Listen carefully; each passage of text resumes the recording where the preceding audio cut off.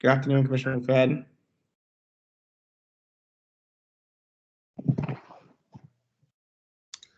Good afternoon.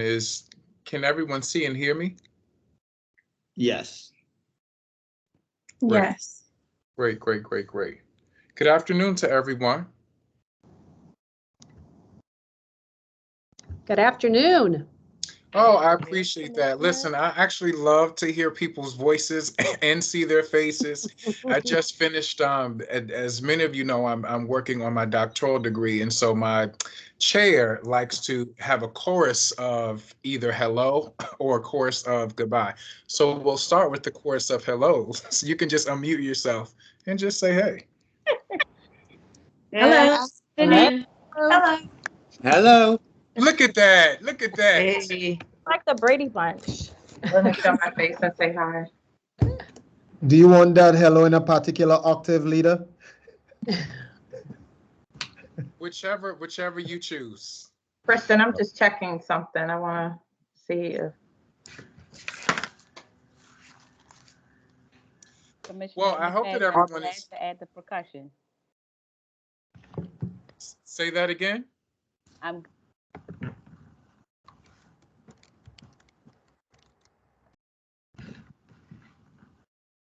Hello. I have to put $5 in the mute jar. That was me. Good afternoon, everybody. I'm glad to add the percussion. How you need it? I love whatever you did. Doesn't matter. It's all your choice. It's all on you. But certainly it's good to see everyone. It is 3:32. We're going to get started with our agenda. I hope that everyone is safe. And I hope that everyone is healthy. Certainly those are my two hopes for everyone that is represented here. And because I'm just going to take personal privilege, we just finished our graduation season not too long ago. And I just want to give a shout out, because I see her face, to Miss Mavis Jackson and all of the work that you coordinated and organized. I know that it was a collaborative effort, but certainly you're in our meeting. So I want to make sure that we take an opportunity to just celebrate you. And I don't think that we do that enough. And so I think it's critically important for us to just shout you out. And like I said, in I think an email that I sent to several folks, out of my several years of, not several, but the couple of years that I've served as a school board commissioner, this was one of the better feeling years as far as logistics were concerned, and how all of your staff was committed, and how you were just so gracious. You know, I knew that you were wearing several different hats, but if any of us had a question, I mean, you just handled all of the chaos with such grace. And it wasn't chaotic. It was just a lot to manage. So I just want to say thank you and shout you out for that, Miss Jackson.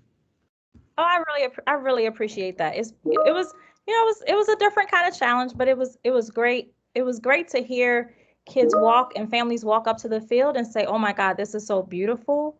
And just so it was a labor of love, and I enjoy doing it, and I know the school leaders appreciated it, because they, it took like 15 things off their plate. So I'm happy to do it. You did a fabulous job, and I think that those centralized graduations, I mean, I happen to like them, but I'm only one on a board of 10, right? But I think that it was a great idea to centralize, for the most part, our graduations. It, to me, made the logistics a bit more better to manage. But kudos to you. Christian, do we have anyone signed up for public comment? I just want to know that so that we can manage our agenda well. No, we don't.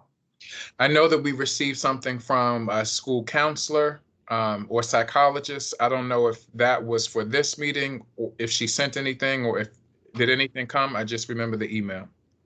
She sent some questions which staff have started gathering the answer for. Thank you. So we're ready for our financial literacy overview. and we're scheduled to go until 3:55. I'd like, as best as possible, to stay as close to the agenda as possible for the sake of questions and clarifying thoughts from all of our committee members. Commissioner Reed, it is nice to see you with us this afternoon as well. So we're ready to begin. It looks like Dr. Dabrowski and Dr. Pfeiffer are moving with this presentation. So good afternoon. Actually, thank you, Commissioner McFadden. Actually, I'm going to toss to our colleague Janice Lane. She's going to introduce the social studies team to help us on this one. Great. Thank you, Dr. Dabrowski. Good afternoon, commissioners and everyone. Janice Lane, Executive Director of Teaching and Learning here in City Schools. We are excited today to bring to you the presentation around financial literacy. We know how important this is, not just in the curriculum, but to the public. This often comes up as a question around financial literacy. So you'll see this is actually a two-pronged presentation that will have our social studies team. So Monica Whitbow, our coordinator of social studies, and Kelly Gonzalez, our director, will be available to talk about the curriculum in the early grades and what that looks like through grades, through all the curriculum through high school. And then we will have our CCR office colleagues, Mavis Jackson and Kumasi Vines, join us to talk about what this looks like in the CCR work. Again, just celebrating the work that's been done, also the growth areas of where they're targeting what's coming next. So I will turn it to Monica. Thanks, Janice. I'm Monica Whitbow, the coordinator of social studies here in the district. I think Janice kind of covered a few pieces already. I think Kelly's running slides. If you want to, oh, nope, they're gone. I was waiting. Hold on, let me share my screen because somebody else is sharing. Give me 1 second. No worries. I can pull it. Kelly, I can share. Wait, I put it up. Do you guys want me to put it up? I can pull it up. Hold on. I just had it. It looks like I can see it now. It's on now. Is it my screen showing it? I'm just trying to make sure. Yes, I can see it.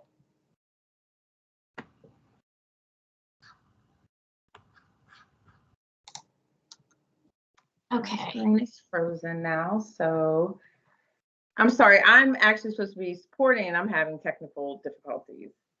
So I'm locked, so you'll be on the slide. So let me stop sharing.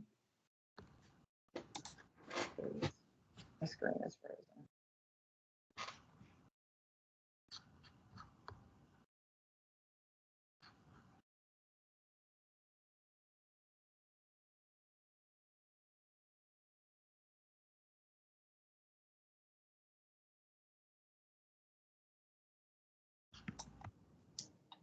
Okay, it looks like it's working now. I can see the main slide. Kelly, if you're sharing, can you go over to the next slide? Excellent, thank you. Yes, so Janice did kind of introduce all of us already, but I'll say it again. My name is Monica Whitbow. I'm the coordinator of social studies for Baltimore City Schools. We are going to have the CCR team joining us in just a moment to present some information about financial literacy as well. So we're going to highlight the Msde financial literacy standards that guide and inform our financial literacy education efforts in social studies first, and then followed by CCR. And we're going to dive deeper into where and how financial literacy is currently included in the curriculum and signal where we're expanding our offerings. We'll go to the next one. Thank you. So what you're seeing here are the Maryland State Curriculum for Personal Financial Literacy Education. These were released by Msde in September of 2011, and they apply to all Maryland students in grades 3 through 12. So the financial literacy programming that we offer aligns to these 6 standards. Next slide, please. In Baltimore City Public Schools, our students engage with financial literacy in social studies courses in particular in grades 5 and 7 and in high school American government. These programs are free to our schools and they're built into the curriculum for each course. Each year, we provide professional development to teachers in these grades to familiarize them with the programs and to collect any needed materials. So what you're seeing on this chart is a snapshot of how each of our grade level programming aligns to each of the 6 Msde personal financial literacy standards. And next, I'll go into some detail about each of these programs. In grade 5, students participate in Junior Achievement BizTown. Junior Achievement's program description states that BizTown combines in-class learning with a day-long visit to a simulated town. The program allows elementary school students to operate banks, manage restaurants, write checks, and even vote for mayor. The program helps students connect the dots between what they learn in school and the real world. So in this program, our students participate in classroom lessons before they visit the physical BizTown location in Owings Mills. Typically, pre-2020, the trip dates are scheduled for each school at the beginning of the school year, and Junior Achievement staff supports teachers in delivering the associated curriculum at the appropriate timing before the trip. So because it's a day-long experience for each school, some are in the fall, some are in the spring, so we try to work around the scheduling of those trips. This program is actually incredibly popular. Our students, teachers, parents, and the community partners who volunteer have consistently expressed meaningful learning and an overall positive learning experience. In grade 7, our students participate in another junior achievement program called Finance Park Virtual. JA Finance Park, in our case, the virtual version, is Junior Achievement's capstone program for personal financial planning and career exploration. This program has a curriculum and a simulation similar to the 5th grade BizTown program, and it helps students build a foundation on which they can make intelligent financial decisions that last a lifetime. So that includes decisions related to income, expenses, savings, and credit. Since we began incorporating the program, Finance Park has been fully virtual. Junior Achievement has been working to build a downtown Baltimore physical facility for students to visit, similar to what they do with the 5th grade BizTown program. And I believe the last I heard that is slated to be completed in the spring of 2022. In American Government, our students participate in EverFi's financial literacy course for high school. It is a digital education program that teaches students how to make wise financial decisions to promote financial well-being over their lifetime. Some of the topics that students learn and discuss include credit, financing higher education, and insurance. And this falls typically at the end of the school year for our students. In 10th grade, all students take, well, in American Government, sometimes it's 10th grade, sometimes it's a different grade, but all of our students enrolled in American Government sit for the MCAP assessment for American Government, and this course typically falls in after that assessment has been completed. That covers what we do for financial literacy for social studies, and I'm happy now to pass it over to the CCR team. Thank you. CCR, do you want me to just continue? You'll just let me know when next slide. Yep, that's perfect. Thank you so much. Sure. During the 2021 school year, we did embed financial literacy in our CCR trajectory, which, and probably a few slides down, you'll be able to see kind of a overview. But basically, the CCR trajectory are the lesson plans that our school counselors deliver to students in grades 6 through 12. We've done work with Bank of America for 3 financial literacy training days. We've curated a very robust CCR YouTube playlist that has lots of information around financial literacy supports related to college and career. And so those live on the City Schools CCR playlist, and teachers can access them, students, families. So we really, they're really great videos. And then, of course, we have Nifty. Kamasi, I don't know if you want to talk a little bit more about Nifty and what that looks like.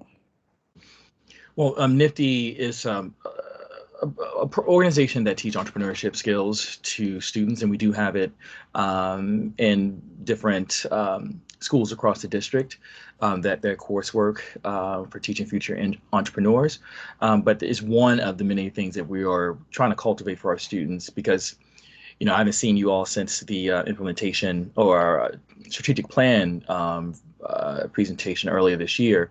But if you recall, one of the biggest things that all of our students across all the CTE pathways and across the district, what they really want is entrepreneurship training. So Nifty is just an example of one of the platforms that we are using to teach entrepreneurship to our students. And so, that's what we currently offer. And so we're going to enhance that going into this upcoming school year. So through our work-based learning course. We're going to embed financial literacy into the work-based learning course. And the big theme that I definitely want to make sure that we highlight is that financial literacy is embedded as opposed to standalone in most instances, just because it allows us to really add that real-world application. And so, oftentimes people want it to be a standalone course, but connecting it to other experiences always makes it just that much stronger for students, because you can connect it to so many different things. And then we have Ernst & Young. They're going to do a book club on the book The Millionaire Next Door. We're going to do, so schools in K through 12 will be able to sign up for the MNT Operation Hope, their 5-week financial literacy course, which they've actually been doing for a number of years. And then we're also partnering with Ortiz Academy, which gives students a real life application of like financial literacy and build their financial intelligence. And if any of you ever have an opportunity to participate in Ortiz Academy, it's actually very, very fun. Like, I had students that engaged with it, and they really learned a lot about investing and just their finances and just everyday finances and understanding, income versus debt and those types of things. So those are the things that we're hoping to engage with Ortiz Academy with some additional funding, and we're trying to determine where we get that funding from. Next slide. So here you'll find our CCR trajectory, which is kind of our scope and sequence. So you can see it's mapped out from grade 6 all the way through grade 12. And on a month-by-month basis, it gives an idea of what the school councils will be delivering to students in the classrooms. And so you can see there are different aspects around, just related to different topics. And so employment skills would be one, financial literacy for 8th grade. You see that there. You see things in May, but they're also along the way, even though financial literacy is a primary focus in May, along the way, even if you talk about college exposure, college applications, there's always a financial literacy component related to that, because you always can talk about how, the real world financial implications related to those areas. Next slide, please.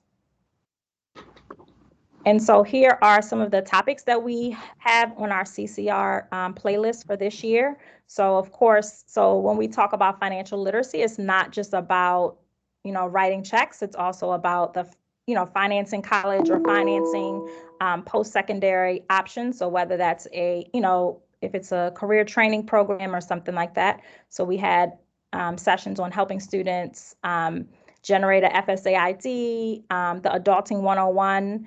So calculating your GPA and credit score, which that actually was a very, very popular session.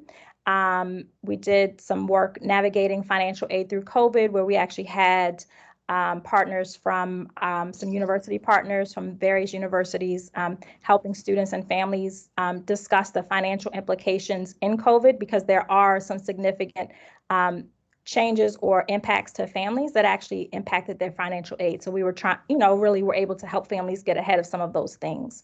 We've had conversations about why college. And again, college is not just the 4-year place. College is a 4-year institution, a 2-year institution, or a certificate or a training program. So helping students understand, getting credentials. So if it's a credential as in, a HVAC certification, or a credential as in a 2-year or a 4-year degree or master's or PhD. Interpreting the financial aid award letter, which is very critical for students, helping students access and finding out about how to access scholarships. And then, we had a number of Cash for College series around, very specific scholarships, and then just the step-by-step of how to do a FAFSA. Next slide. I think that's all I have.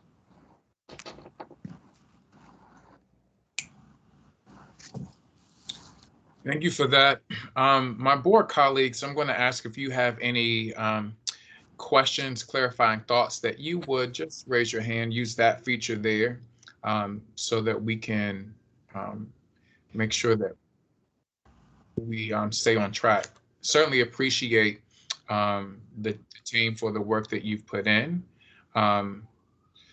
So I see Commissioner Griffin's hand. Good afternoon, Commissioner Griffin. Good afternoon. Yes, thank you so much for this presentation. I know that it's definitely like an area of focus that a lot of folks want to pay attention to and make sure our students are well prepared to step out into the real world. I really appreciated the highlighting of junior achievement for financial literacy. I remember some of those activities when I was still teaching in schools. I have a question more so around outcomes and measurement of outcomes. Like, what type of metrics are we utilizing to be able to say like X amount of students leave city schools financially literate? Like, what is that bar that we are even able to set? I also have another question around like the specific amount of students that are actually able to access this financial literacy curriculum, whether it be in the 5th grade through junior achievement or middle school through some of those junior achievement activities, and then also in high school, because some of them were optional. And so I'm wondering like how many of our students are actually receiving that education, what schools they are, and if there are any gaps that can be filled in, what we might need to do. So those are some of my big outline questions that I have. Sure, I'm happy to answer those for you. Each of the programs, Junior Achievement and EverFi, both do pre-assessment and post-assessment on with the students before the programming, during the programming, and even afterwards. And there is a slide actually where we have a link to the overviews and impact reports from both of those organizations and working with them over the years. In terms of the number of students, it's an expectation. It's actually written into the scope and sequence documents for grades 5, 7, and high school American government. So it's part of the actual pacing that students are expected to take part in the program. I will admit the 5th grade program is a little bit more flexible because of the fact that they do take a physical trip. So for some students that might be 1st quarter, for some it might be 3rd or 4th quarter, it really depends. But it is definitively written into our curriculum that students engage with financial literacy, not BizTown, Finance Park Virtual, my apologies, in 7th grade at the end of the school year, and the same for American government with EverFi. Okay, thank you. And so that's with the 7th grade, that's for a specific point in time toward the end of the school year for them. With EverFi, I remember hearing that it's kind of weaved throughout their experience, or is that also segmented to a certain part of the year? We have that placed at the end of the school year in the time where, during that kind of window where the content for American government has been covered. Maybe it's during the period where students are sitting for the assessment or right after they've sat for the assessment, because the program can span over a couple of weeks. Okay. And this is just my own personal thinking about this and wondering where we can push our own thinking about how to infuse financial literacy / wellness into what our students learn. I almost question if this is enough, to be quite honest. Just thinking about what I needed to know when I came out of school, having gone through city schools, and granted it was a different curriculum at that time, but not being able to have that consistent reminder and discussion and interaction with finances, income, not even just the how, the what and the why of it. And there's some socio-emotional attachment that goes into this, because if we're really talking about dealing with financial literacy, we do have to deal with some of the historical impacts of money on communities of color as well.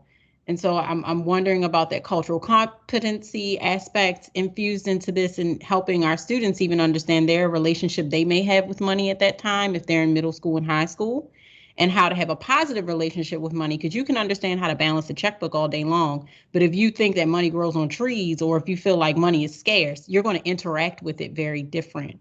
And so I just want to kind of put that out there as a thing we may need to think about and push on when it comes to financial literacy. and asking ourselves, like, if this is the baseline, what else needs to be added, and how many more interactions with this type of curriculum do our students really need to be successful once they leave city schools? But I really do appreciate all the work that you all are doing here. Thank you for that feedback.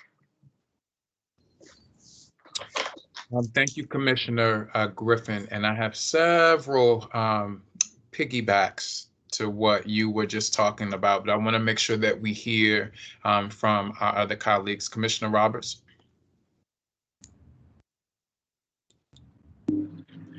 Good afternoon, and thank you so much for the presentation.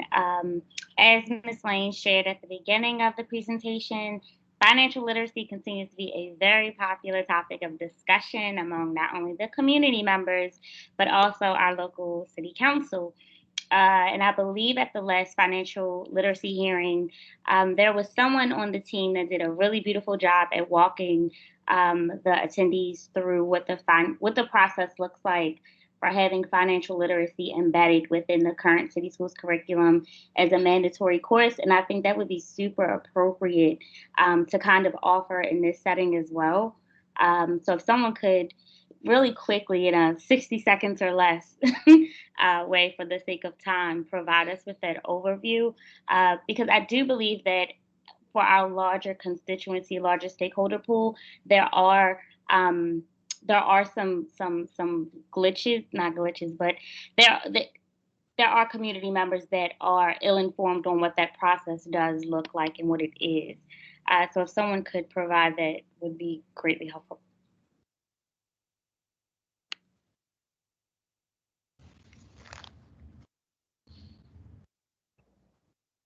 So I'm sorry, I just want to make sure that I'm understanding the question before I answer it. So can you repeat it just one more time? I'm sorry, just so that way I'm fully clear. Thanks. Sure. So there are the board receives a number of community stakeholder requests to have financial literacy embedded as a part, as a mandatory requirement for K-12 education. And it's not like, we don't find value in it as a school system or a school board, as school commissioners, but there is a process that is required as per Msde for that to actually happen. And so if you could speak to that, just as, as an FYI in this form, as we're talking about financial literacy and where we stand, I think it'd be really helpful for those watching.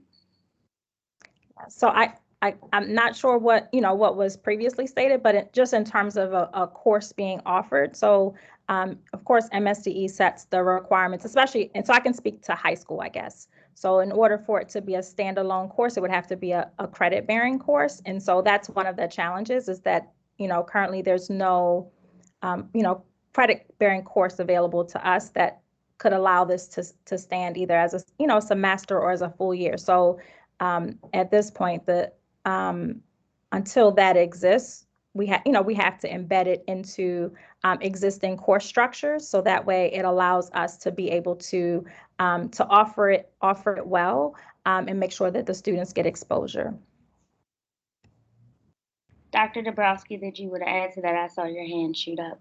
Yes, I did. And because I think I appreciate the question, because I think when we were with the council, we did talk about the tension of having a standalone course, so that it was sort of a required sort of one opportunity that we would say for all students, versus what I think you're seeing here is this developmental approach, which is bringing up the topic of financial literacy at different times during a student's journey in the K-12 experience. And I think there's some rationale for what a fifth grader or a fourth grader might be thinking about in terms of financial literacy that then is different for a seventh grader, that is different than for a 10th, which is different than a 12th. And so I think the piece around when you shift to a space where it becomes a standalone required course, it does absolutely have an impact around staffing and credits and what that means to shift to that approach. And I think where our team right now has really had a sense of conviction is the importance of not having it be a one-time experience, but having it come up multiple times in the K-12 journey. So I think we're still in conversation because we are, looking closely at the piece that I think is coming up around making sure that all students experience it and having some good monitoring of a pre and post assessment. I think those are things we would be very interested in tightening up. And as we heard from CCR, where are the places we want to expand the high school offerings into our existing pathway programs? For us, that feels really authentic as opposed to a standalone, but there, again, there's some philosophical pieces around going one way or the other, but this is certainly something that we're in conversation around. Thank you so much, Dr. Dabrowski and Ms. Mavis. I appreciate that dialogue and discussion. I'm looking at something that Prince George's County led as far as legislation is concerned around making financial literacy a 0.5 credit course. I don't know where we are with that legislation. I don't know how we're planning to incorporate that type of credit requirement into what we do here in city schools, but it looks like it becomes a graduation requirement for the 23-24 school year. So it would be nice to surface some of that discussion in this setting because I think that's important. And also just going back a little bit and listening to the discussion, to Commissioner Griffin's point, the EverFi, this is the first time that I've heard of that particular program. So I would love to see exactly where that is embedded into our curriculum. I believe it's for U.S. Government or whatever you all just indicated. It would be nice to see where that falls. For me as an educator and to others, it would be nice not necessarily to see a scope and sequence, but just where it falls, where it lies, and what units it kind of aligns and ties to.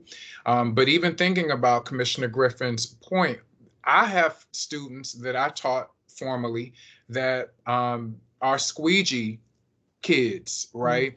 And they are working jobs that aren't necessarily jobs that we would probably imagine young people having. And they're doing that earlier. When I was a student, when I was a teacher at my middle school in the city, there were students doing the same thing. And they're doing those things for various reasons, right? A lot of times to support their families, a lot of times because they're raising themselves.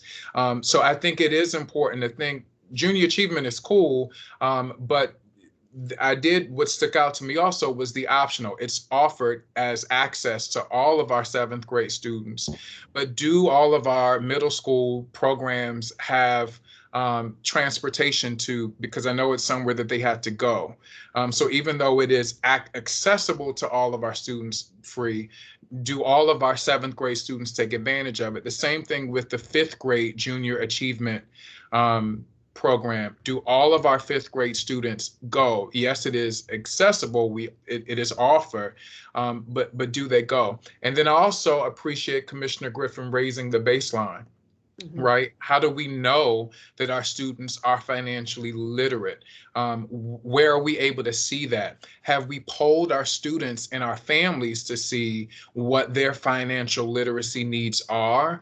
And have we tailored a program curricularly, middle school or just at the secondary level? Have we tailored a program not only to what we know is best practice and what is trending based on industry standards, but are we being responsive to the needs of the folks that we actually are committed to serve? So those are a few thoughts that I don't necessarily need an answer to, because I want to make sure that I get to Commissioner Reed's point so that we can take about 5 more minutes for this discussion. Commissioner Reed? Yeah, thank you for letting me be an interloper, Chair McFadden. My first question is, in terms of Ortiz Academy, you mentioned the fact that you need sponsors. How much are you asking for, and what kind of institutions are you looking at? I don't know the dollar amount off the top of my head. I know Rachel's been working with the funding community to get the funding to cover it at a number of schools. Kamasi, do you have the exact dollar amount handy? No, I don't have that figure, but I can get that information to you. Yeah, please let me know, and also what institutions you think you're talking to. Mm-hmm. I guess my second question was, this also dovetails with Commissioner Griffin's question. Me, even going through the slides, I take it from a generic level. It's like, what constitutes financial literacy? If there's something you can put in the beginning of the slide to say what constitutes, and also fifth graders, what they're expected to know, what seventh graders are expected to know, what 10th graders are expected to know. I don't understand in terms of, because there's a sliding scale in terms of the growth. And I guess my third point is, in terms of the college versus career ratio, you talked about college versus credentials. What are we looking at in terms of what we earmark in terms of the literacy for someone we expect to go to college or plans on going to college or junior college versus the ones that plan to go to the workforce? A Carver student versus a Baltimore City College student. Would it be a uniform approach, or would it be based on the talent, training, and lesson plans of particular schools? Because I can't see it being apples. It's apples and oranges. I mean, if I'm at Carver, I would expect something different than I would if I'm at the A-Corps at Poly. I mean, maybe I'm saying it wrong, but that's the way I look at it. So I can take the question about the what it would look like. So the way that I is our ultimate goal is for all of our students to be career ready, right? So yes, people have different ways that they get to their careers, but the end goal is the career, right? So whether you get there to your career via college, whether a certification program to your program, there are some general outcomes that we need all students to have. And so I think while in the short term, there may be some differences that maybe a student at Carver may need something, I don't know, short term now of how to do, I don't know, let's say to write a check tomorrow versus someone that's, on a trajectory towards college. They may not need to know it until a little later, but our responsibility is to give them, much of the same. So there are some things that may be where there's some overlap where all of our students need that, because ultimately they're going to get to that place where they need to know how to do all of those things. So I think that we're trying to give everybody everything, because we also don't know where sometimes students end up, right? Because I may start to say, yes, I'm at Carver and I'm learning carpentry, but I decide I want to go, I don't know, I want to go to Morehouse and, pursue a degree in business. So we want to make, we just want to provide that access to all of our students at a general level. But we do know that there are some things that do have to be customized and tailored to students, especially when we think about students in CTE, which is where some of that embedding financial literacy into coursework is helpful. So we talked about the embedding in work-based learning and some other pieces. So there may be some more immediate things that students are able to access as it relates to a course they're in. But I think in general, we have to give students, the whole big, shebang, give them everything, and then kind of go from there. I mean, because I just see one kid working on a college application, one kid working on a job application, one kid working on a plan for college, another kid working on a business plan for his entrepreneurial work, that kind of thing. That's it. Thank you very much. Yeah, and just to add really quickly, it's also a big part of it is just making sure students understand what the options are, students and families. For example, and Mavis mentioned it earlier, you can still use FAFSA application funds for direct career related training and development. And, whether our students are studying pre-engineering or computer science, college is a part of career. And as long as we are preparing them as much as possible to make the best choice and decision for them, wherever their future wants to take them, we just want to make sure we're preparing them to take that next step.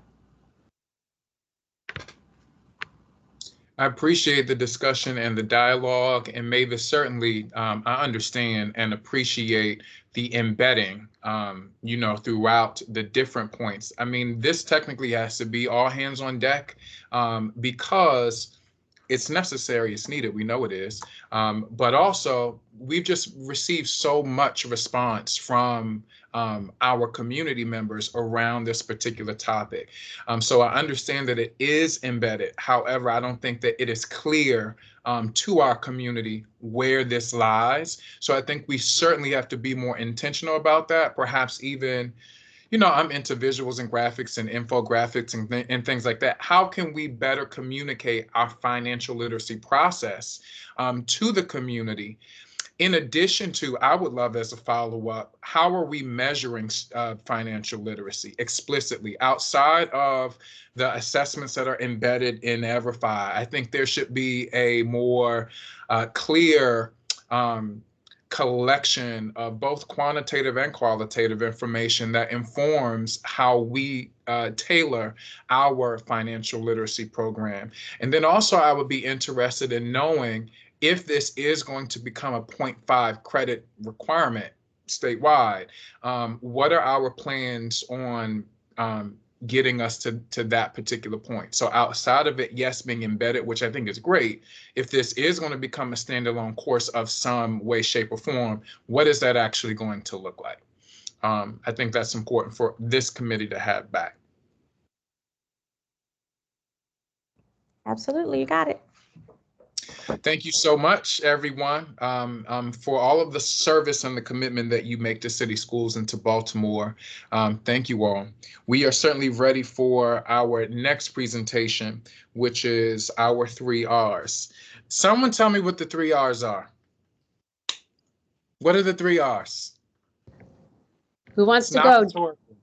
Okay, reconnect, restore, and reimagine. There we go. It's got to be on everyone's forefront on that, because some people are just like the 3 R's, the 3 R's.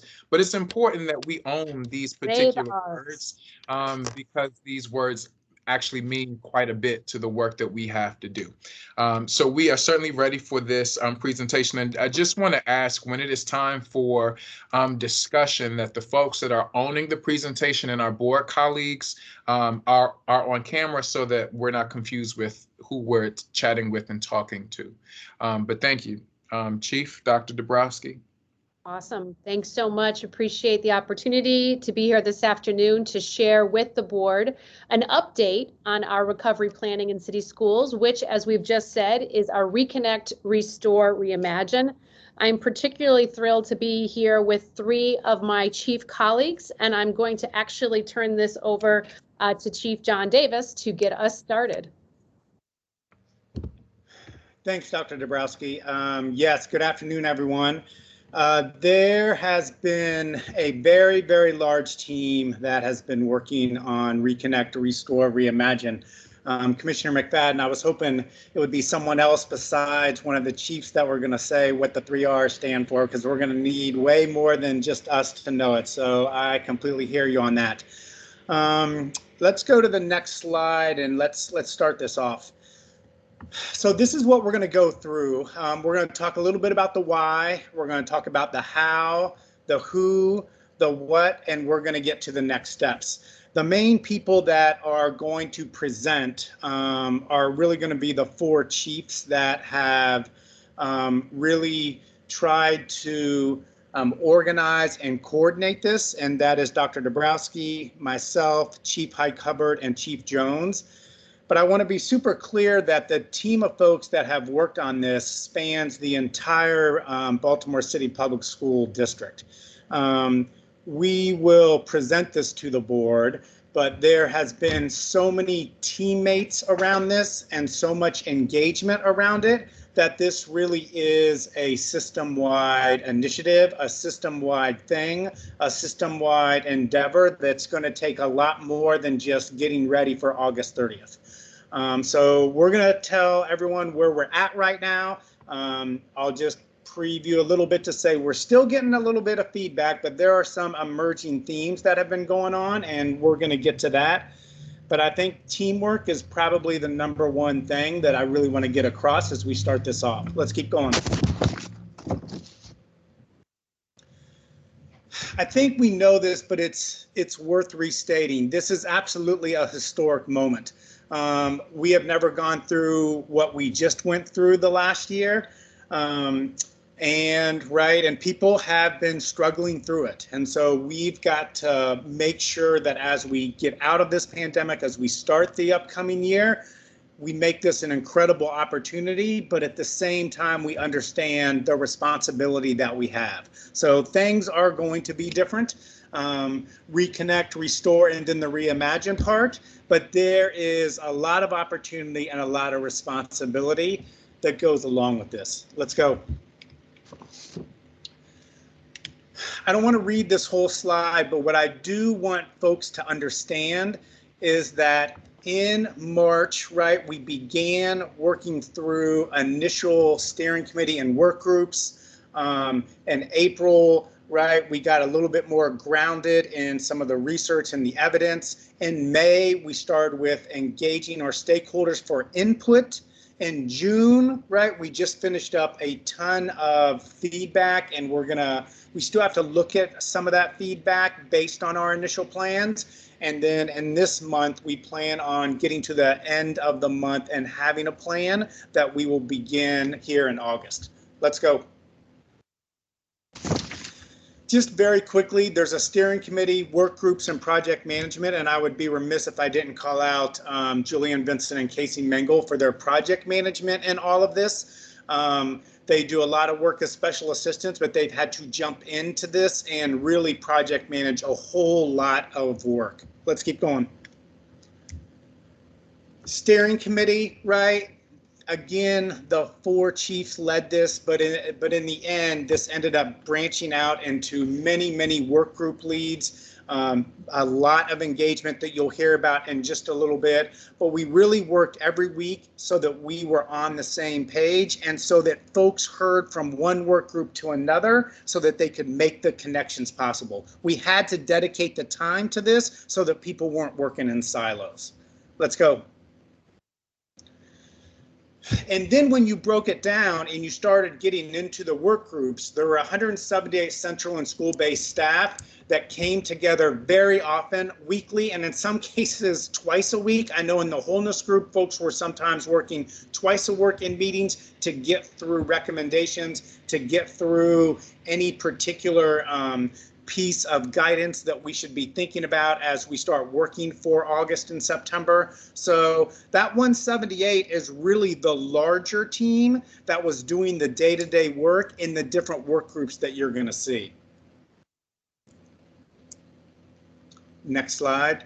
And when you start looking at the different schools that were involved, the different offices that were involved, the roles of the folks that were involved, and the partner organizations, this is what I want, the commissioners to understand. This is what I want anyone who is watching this to understand, that this was an incredible district effort to get to this point. We're not necessarily done yet. And I actually feel like there's a new way of doing business with our engagement that we will highlight. But in the end, in these last 2 or 3 months, this is the type of engagement and this is the type of work group week by week engagement that we had. We cannot do this without our partners, and we cannot do this unless it is a completely collaborative effort. And you can see the diversity of schools, the diversity of offices, the roles, and the partner organizations there. And when you combine that with the 178 folks, I want folks to know that the team effort is a really, really, really large team. Let's keep going. Here are the particular work groups. We started off with the first 6, and the staff well-being was a part of wholeness, but we realized it was big enough that it needed to be its own group, so we ended up with 7. Those were the leads, but then, the work groups had all of the folks and all the offices and all the schools that you just saw a little bit ago. So these folks did a lot of the day-to-day organization to make sure we were ready for meetings, to make sure we were ready for the right discussions. We were looking at the right research and making sure that when folks came to the meetings, they could engage the right way so that we could eventually get to a plan like we will here in the next month or so. Let's keep going. And I believe I'm passing this off to Chief High Hubbard to talk about the even larger team, which is really around all the folks that gave us so much feedback. Thanks, Chief Davis. Good afternoon, everybody. So I'm happy to be here today to talk about the massive amount of stakeholder engagement we did. I just want to preface this by saying, as Chief Davis did, this is unprecedented for us. We tried something new to make sure that we were really thoughtful and transparent about what the work we were doing. And so as soon as the steering committee was formed, we began to think through what are the phases of feedback, and we have some lessons learned and some grows and some glows out of this. But I just want to say that I don't think anybody, and I've heard this from other partners and groups in the state of Maryland, did the level of engagement that we did as a district. And I know there's been a request from the board to give sort of metrics on what we want to get to, so we'll provide that later, not in this presentation, but we are working on that of sort of metrics for each group. But I just want to say that the intentionality here was to make sure that everybody had an opportunity to engage. So you see the first phase of development around stakeholder feedback was getting our reach out to our schools, our families, and having 14 city council district meetings. In addition to partner groups specifically, we had the business community, the philanthropic community, the faith community, general partners, community schools lead agencies, in addition to our family, students, staff, teachers, principals, et cetera, district office. And then the second phase, we did draft plans. So we had our strategies in the first phase. We also got our website up and began our comms around R3 so folks could see the strategies. And then in June, we had draft executive summaries that we provided on our website, along with the feedback we collected in May was shared, which you'll see later on in the presentation, in June on our website so folks could see that, sit with it for a minute, and then join us for a second round of feedback on these draft strategies and the plans. And then finally, July and August, once we get the plan finalized, will be to roll out of our final plan, as well as engagement around that, which will tell you that Chief Davis and I are also leading a subgroup around summer engagement to make sure that folks in the city know what we're doing, that we're excited to welcome their kids back in person, that we're here for our families. And that's sort of an offshoot piece of the work. We're going to make sure there's a full, robust engagement with the plan so folks know what we're doing when we come back in August. Next slide, please. So here's just an example of our website that was created, the Reconnect, Restore, Reimagine. I like the test Commissioner McFadden at the beginning about what they are, so everybody knows what they are. And it's there now, so folks can still go there. They can see the draft strategies, they can see the draft plans, they can see the feedback from May. And then the feedback from June, we are still collecting. We're just getting the final reports this week that will be shared on our website as well as it'll be the place where folks can see the final draft plan, as well as the budget that'll be created that correspond to that. I should also flag that part of this engagement work just wasn't about the plan, but it was also about how we invest the ESSER III dollars, and we were required to make sure we get full feedback from various different groups on that spending of those additional dollars. And so that also represents that engagement. Next slide, please. So family engagement to date, I just want to remind the board that when we did the family and community engagement policy, right, we had a massive amount of family engagement that we did. And you can see here on the left-hand side, we had over 40,000 families engaged from at least 165 different schools. And so we used that information to also weigh into the planning that we did, right? So in addition to the feedback that we got during the specific R3 process, we also collected feedback the entire school year through empathy interviews, through polls or text surveys, through family surveys, beginning, middle of the year, family surveys, student surveys, et cetera. And we use that data as well to inform the process. So while we have a certain number of respondents that gave feedback on our R3 work, we also have collected a tremendous amount of feedback during the year that we're also utilizing to build the plan and strategies. Next slide, please. Teresa, are you picking up here, or am I taking this one? I can jump in here if you'd like, Chief High Hubbard. Sure, go right ahead. Awesome. So good afternoon again, everyone. So just picking up around all of the other work that has taken place, I want to just do a quick overview of some of the numbers. So again, recognizing that while we did have focused activity during the months of May and June, we have actually been learning and engaging all year long. So what we also wanted to be able to share with you is that with the POSIT polls, those are those quick text message hits that we can use with families that we received a lot of favorable feedback around. We have successfully had over 68,000 touch points using that one vehicle alone. So that has become a key resource for us as we have continued our approaches around engagement. And in addition to that, we've also had a variety of touch points by way of surveys over the course of the year with a variety of stakeholder groups. So again, this just gives you a slight overview around what those touch points amount to. So you'll see there's almost 40,000 touches represented between the beginning of year, middle of year, and end of year surveying activity. I just want to make a note with the teachers and school leaders. We are still getting data in. So for teachers, we will be summarizing that data soon. And for school leaders, they will actually have their end of year surveying activity happening within this next month. So the long and short of it is we have learned a lot over the course of the year. It is all coming together to inform the work that we are doing around our Reconnect, Restore, and Reimagine efforts. But in addition to these activities, we also have the work that we did in the month of May. So let's take a look at the next slide, please. In the month of May, we engaged stakeholders in a variety of ways. And so Chief Hike Hubbard spoke to some of these. I just want to give you a sense around what that means by way of the numbers for our centralized activity, and then to give you a sense of what that means for the total number of surveys that we were able to collect.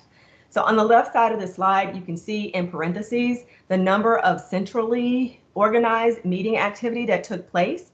Those were opportunities for us to share a presentation, utilize a survey as a way of engaging and getting input while we were reviewing the strategies that were under consideration. And we also allowed people to give us just open-ended feedback around if there was anything missing so that we could compile all of that information and share it back with those leaders of our various work streams. And so what you'll note here is that in addition to those centralized activities, we also had organized activity by schools. So those 4th and 5th bullet points around those student meetings and family meetings, those were organized by school, and a vast majority of our schools had successful efforts in that regard. And in addition to that, we also made available a narrated presentation on our website so that individuals could participate and give us their input by way of surveys without actually coming to a meeting. Because again, we know in this virtual space, while a lot of folks have been able to take advantage of technology to participate virtually, sometimes the timing didn't work out so well. So we created opportunities across the board for folks to engage in a variety of ways. As we take a look at what that yielded on the right side, what you'll see is a summary of the 4,000 plus survey responses that were collected in May. And the majority of those were actually from our staff. And that is representative of a new strategy that we've implemented here that we are considering continuing forward with as relates to engagement with our teachers and school-based staff. But we also noted that we didn't have the yield that we had hoped for with some of the other stakeholder groups. So if you take a look here in blue, you'll see we only had a little more than 800 students represented here. We know that that is not sufficient for a district of over 70,000 students. And so we've continued to build our approaches around that, but also want to acknowledge that we have had large numbers of success in outreach with those other touch points during the course of the year, which is also coming alongside the feedback from the month or the input from the month of May to inform our work. So let's see, what did we learn in the month of May and what does that mean for our work? Let's go to the next slide, please. So what this slide summarizes is what came forward as the priorities once stakeholders had an opportunity to give us their input. And these are the strategies that upon reconsideration by our workstream leads are continuing down the pipeline as we develop the plan. You will also see that while you only see a few sort of in these buckets, you're going to have an opportunity to hear about each of these in turn as we go through today's presentation. And I also want to remind you that the actual input itself is available on the website so that there are stakeholder feedback reports for each of the stakeholder groups. And there's an all respondents report that summarizes the input from that May phase of engagement.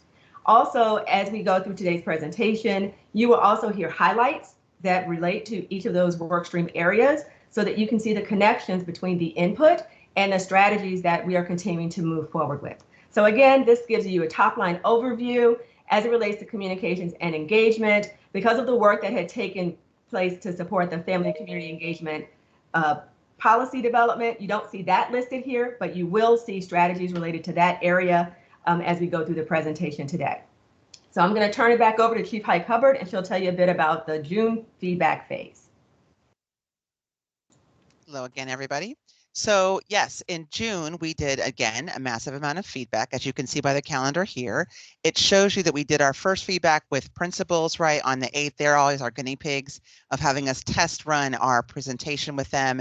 And then we trained our facilitators. I want to give a huge shout out to our IELDs, executive directors and directors who volunteered to become facilitators. As Chief Davis said earlier, this has been a massive undertaking with a lot of people. And there's no way that Chief Davis, Dabrowski, and Jones and I could do these presentations on our own, right? We would need a massive amount of city school staff to be trained and be able to deliver the work. So all the IELDs did the meetings with families and with teachers on their own after the training, right? So the teacher engagement happened through June 14th to make sure we could capture all the teacher feedback before they went on vacation. I will give one small note.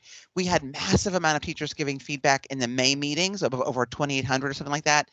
And then in the June meetings, I think they thought, I'm kind of done. It's the end of the school year and you got my feedback. So we have a smaller number. I'm just letting folks know that. But the fact that we had over 2,700 teachers give us feedback in the first round of the phase is demonstrating a different way that we're doing work, right? So that's fantastic. Then we did feedback sessions with students, with families and community partners through the weeks of June 14th, June 21st, and then even into the week of June 30th. Our last day was June 30th. So all that, I said, again, we finished that work last week. We are now compiling all that data and we will be able to have that for you shortly. One just quick note of excitement I want to share is that we actually enlisted the groups of partners and through YouthWorks to get a variety of different students engaged. Right now, we have over 1,500 student pieces of feedback. Last time we had about 800 student pieces of feedback. So we really did a big effort. And Commissioner Griffin, I know you're on the line as well. We also incorporated those additional questions that you asked. And so we'll be able to share the feedback on those questions, as well as the regular R3 engagement with students by the middle of July. So we're very excited about that. But this is what happened in the month of June. Next slide, please. So just to show you how we did our work, right? The goals were to share the draft strategies summaries from each of the work groups, and the feedback sessions were 14 council districts. Again, the philanthropic community, the business community, CCAC had their own meeting for special education families, district office staff. We had several partners across the city participate as well, faith-based community, et cetera, and then meeting with students with community partners. I will say our community partners really came out and were able to recruit the numbers of students to really double the numbers of students almost we were able to engage in the process.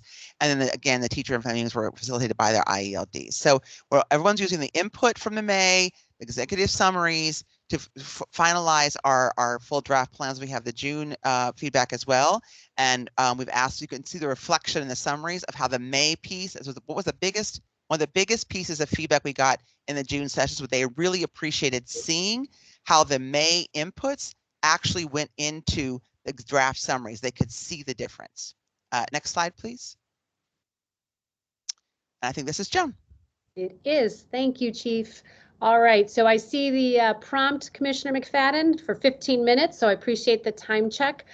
So again, I want to step back just a moment. Chief Davis mentioned about early on in the presentation about just the collective efforts of many people to be engaged in this work, and the creation of these work streams to come together around some areas to really dig into the topics. So these 7 circles represent those work streams. So literacy, secondary innovation, math, communication and engagement, virtual learning, student wholeness, and staff wellness. So as we think about those, if you can go to the next slide, what emerged from this work were 3 sort of ways of sort of naming it: some foundation pieces, some overarching themes, and emerging strategies.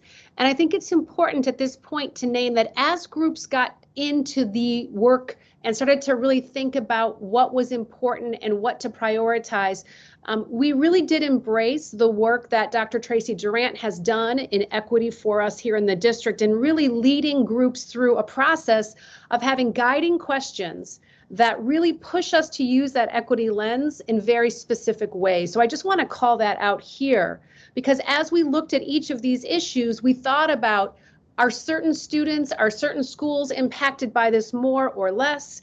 If we move in this direction, in one area? Are we going to have an unintentional sort of impact somewhere else that we didn't plan? And so what is that consequence there?